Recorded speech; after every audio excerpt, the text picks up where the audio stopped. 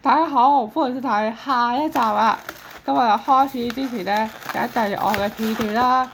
好，今日又係好，咁我哋上一集再次想整個頭啊，而家整緊呢一個步驟，而家有咁俾大家睇啊，係啊，呢一步驟咧就係一個正方嚟啦。啊，我哋唔好整個兔仔啊，整個嗰叫咩機啊？嗰叫咩機啊？嗰叫夾公仔嗰叫咩機啊？有打機係啊，有打機啊！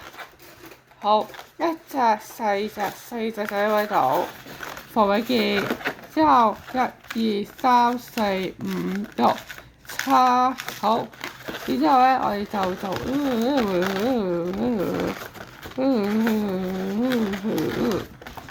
好，之後就扭圈，就係大啲啊！其實大啲嘅 size 就係同呢個大啲，因為我咧係有時咧，度 size 咧係有時度唔到㗎。得啦，我係度唔到㗎，係啊，有時我度唔到依個 size 同依個 size 㗎。即係如果你度唔到嘅話，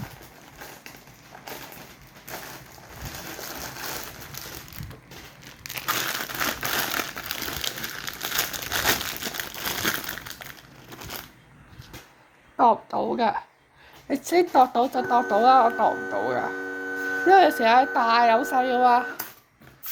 係啊，有大有細㗎嘛。好，之後再喺度自覺啦。好，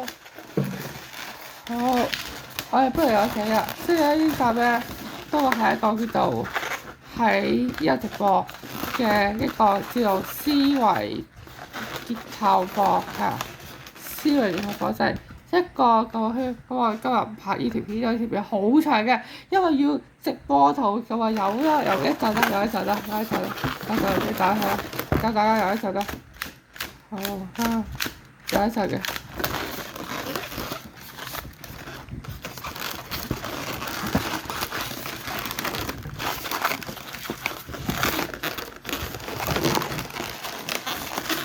有一齊啦，好，攞完一齊我就可以咧去下一個課題。好，有一集啊，後面你試下有，我而家講到呢度咧就完啦，拜。